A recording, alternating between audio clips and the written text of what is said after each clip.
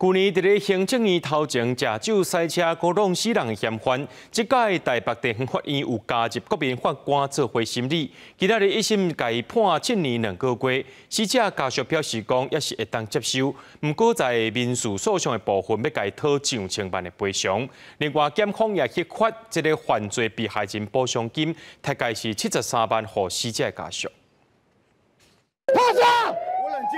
规身躯拢是酒味，对警察是一直连销话。这个查甫人李家修，伫去年11月，伫行政院头前的地下道，无照驾驶酒后赛车，佮超速，启动头前的驾驶造成伊死亡，妨照公共危险罪等等起诉了后，二被一审宣判。这法官行过去审判的位。加入一般民众做伙审理，变作全台第一件酒后赛车致死案，是由国民参加审判的。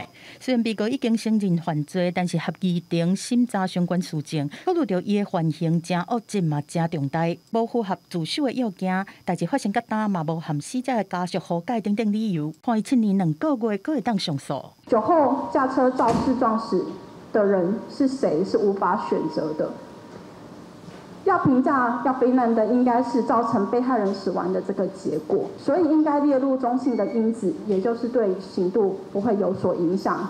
这一点我是有被国民法官说服的。涉嫌啉酒赛车造成死亡，上重会当判10年。这摆无安尼做，是有被位的国民法官讲，袂当干那甲司法摕来做定法。嘛有国民法官受到开庭的过程，看到死者查某囝的相片，是比其他拢是花证据对伊的冲击搁较大。伊搁讲干那要哭出来。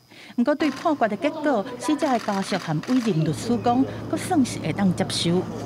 有特别去考量到被害人家属的心情，这个部分对于判决量刑到中重度，我们是还可以接受。既然这边宣判了之后，就会开始进入刑复民的审理。